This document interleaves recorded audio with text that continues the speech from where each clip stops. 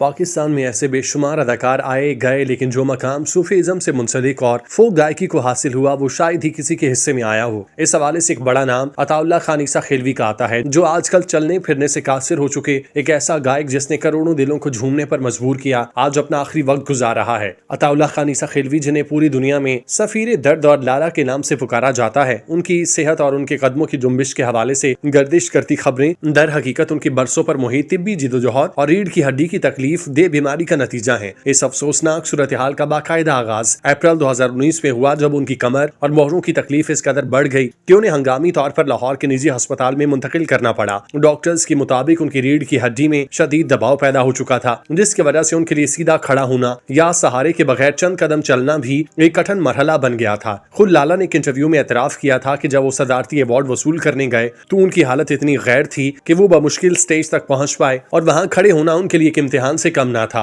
जिसके बाद उनकी नकलो हरकत काफी हद तक महदूद हो गई और कुछ अरसा व्हीलचेयर के इस्तेमाल पर भी मजबूर रहे। एक वक्त था जब पूरी तरह वो फाल थे, उनकी मौजूदगी हर प्रोग्राम में जान डालती थी। वो न सिर्फ जिस्मानी तौर पर मजबूत थे बल्कि जहनी तौर पर भी हर मामले पर गहरी नजर रखते थे। उनके अंदाज़े गुफ्तगू, हरकत, सकनात और एतमाद से ये महसूस होता था कि वो हालात पर मुकम्मल गिरफ्त रखते हैं। मगर अब वक्त ने ऐसा पलटा खाया कि वही शख्स जो कभी तवानाई और हरकत की अलामत था, आज कमजोरी और बेबसी की तस्वीर बन चुका। अब जो मनाजिर सामने आ रहे हैं वो दिल को उदास कर देते हैं। वीडियोस में साफ देखा जा सकता है कि वो ठीक तरह से चल फिर भी नहीं पाते। उनकी टांगें अब उनका साथ देने से कासिर हो चुकी, जिस्म में वो जान बाकी नहीं रही जो कभी उनकी पहचान हुआ करती थी। कदम लड़खड़ा जाते हैं, तवाजुन बरकरार रखना मुश्किल हो गया। अब वो सहारे के बगैर खड़े होने या चलने फिरने के काबिल नहीं रहे, जो इस बात का वाज़ेह सबूत है कि उनकी जिस्मानी हालत बुरी तरह मुतासिर हो चुकी। सेहत के मसाइल ने उनकी मजमूई कैफियत को भी बदल कर रख दिया। चेहरे से थकन और कमजोरी नुमाया है। हरकत में वो रवानी नहीं रही जो कभी उनकी शख्सियत का हिस्सा थी। उनकी तबीयत भी अब पहले जैसी नहीं रही। बीमारियों ने जिस्म को अंदर से खोखला कर दिया। इसी वजह से मुख्तलिफ हलकों में ये बात कही जा रही है कि शायद वो अपनी जिंदगी के आखिरी मरहले में दाखिल हो चुके।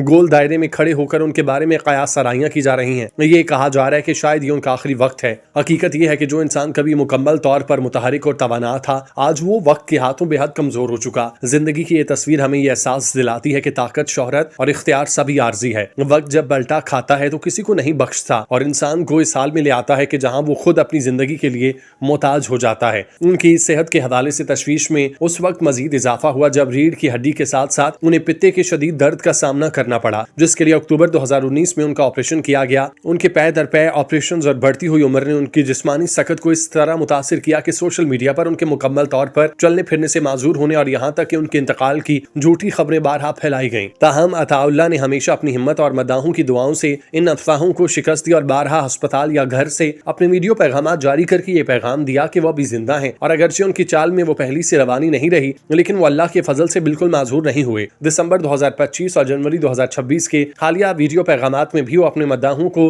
नए साल की मुबारकबाद देते हुए नई धुनों पर काम करते हुए नजर आए, जिससे वाज़ेह होता है कि वो अपनी हिम्मत के सहारे आज भी मुतहरिक हैं। आज भी लाला की सेहत के हवाले से ये कहना कि वो चलने फिरने से बिल्कुल कासिर हो गए एक मुबालगा आराई है, क्योंकि वो आज भी न सिर्फ घर के अंदर बल्कि बैरूनी दौरों और लाइव कॉन्सर्ट में हिस्सा लेते हैं। ताहम अब हकीकत ये कि वो तवील मुसाफत पैदल तय करने की बजाय सहारे या व्हीलचेयर का इस्तेमाल करना पसंद करते हैं ताकि उनकी कमर पर बोझ न पड़े। अगस्त 2024 में मैनचेस्टर में उनकी लाइव परफॉर्मेंस इस बात का सबूत है कि वो आज भी स्टेज की जीनत बन सकते हैं। उनके मद्दाहों के लिए सबसे बड़ी खुशखबरी ये कि उनकी आवाज का जादू आज भी बरकरार है। वो अपनी जिस्मानी कमजोरियों को अपनी गायकी की राह में रुकावट नहीं बनने दे रहे। लाला की जिंदगी की ये जदोजहद साबित करती है कि इंसान का आज़म अगर पुख्ता हो तो वो जिस्मानी तकलीफ के बावजूद अपने फन के जरिए दुनिया में जिंदा रह सकता है। अताउल्लाह ईसा खिलवी की जिंदगी का मौजूदा मरहला उनके लिए बेपनाह अज़्म और हौसले की दास्तान है। अगरचे रीढ़ की हड्डी की तकलीफ और पै दर पै जराहियों सर्जरीज ने उनके जिस्म को थका दिया, उनकी वो रिवायती चुस्ती अब बरकरार नहीं रही जिसके लिए वो जाने जाते थे, लेकिन उनका अपने फन से लगाव आज भी वैसा ही जवान है। वो आज भी व्हीलचेयर या लाठी के सहारे के बावजूद स्टेज पर नमूदार होते हैं तो उनकी आवाज की गूंज इस बात का सबूत देती है कि एक फनकार कभी बूढ़ा या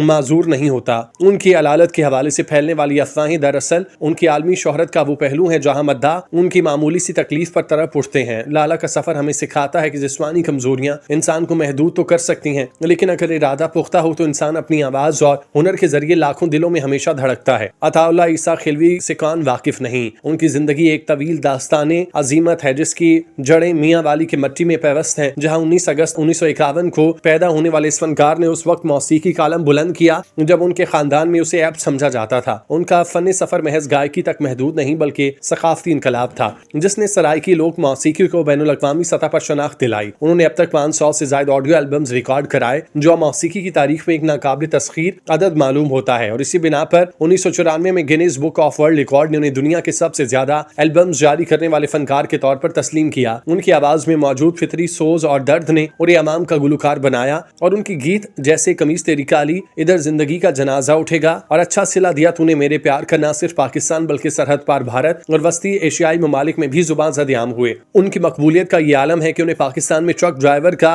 पीर कहा जाता है क्योंकि उनके गीत तवील मुसाफतों के साथ ही समझे जाते हैं। द न्यूज इंटरनेशनल और दीगर मोतबर जराए के मुताबिक उनकी खिदमात के एवज उन्हें 1991 में सदारती तमगा बराए हुस्न कारकर्दगी और 2019 में सितारा इम्तियाज से नवाजा गया। अताउल्लाह ईसा खेलवी का खानदान भी आज आलमी सतह पर अपनी सलाहियतों का लोहा मनवा रहा है जिससे जाहिर है कि लाला ने न सिर्फ खुद को मनवाया बल्कि अपनी नस्ल की तरबियत भी फनी खतूत पर की। उनकी साहबजादी लारे बता ने हॉलीवुड की ब्लॉकबस्टर फिल्मों जैसे नो टाइम टू डाई और गॉडजिला में विजुअल इफेक्ट्स के जरिए पाकिस्तान का सर फखर से बुलंद किया, जबकि उनके बेटे सामल ईसा खेलवी ने कोक स्टूडियो के प्लेटफॉर्म से जदीद और रिवायती मौसीकी के मिलाप से नई लहर पैदा की। खुद अताउल्लाह ने भी कोक स्टूडियो के मुख्तलिफ सीजन में अपनी परफॉर्मेंस से साबित किया कि उनकी आवाज का जादू आज भी बरकरार है। खास तौर पर सीजन 10 में उनका गीत सब माया है एक आलमी हिट साबित हुआ। उनकी जिंदगी पर नजर डालें तो मालूम होता है कि उन्होंने 7 मुख्तलिफ जुबानों में 50,000 से जायद गाने गाकर लिसानी तफरीक को खत्म किया और मौसीकी को मोहब्बत का जरिया बनाया। उनके मदाहों की तादाद लाखों में है जो उन्हें सिर्फ गुलकार नहीं बल्कि अपनी महरूमी और जज्बाती कैफियत का तर्जुमान समझते हैं। उनकी फनकाराना अजमत का एक पहलू ये भी है कि वो आज भी आबाई इलाके सखेल से जुड़े हैं, वहाँ की समाजी तरक्की में बढ़ चढ़ कर हिस्सा लेते हैं। कोक स्टूडियो की सरकारी रिकॉर्ड्स उनकी जदीद मौसीकी में शमूलियत और असर रसूख की बेहतरीन गवाही है। यही वो गुलकार था जिसे चाहने वालों की एक बड़ी तादाद उन पर जान निछावर करती थी। उनका एक एक कदम उन्हें तरक्की की जानिब ले जाता, उनका एक एक सुर लोगों के कानों में रस घोलता था। आज वही लेजेंड खुद से चल नहीं सकता।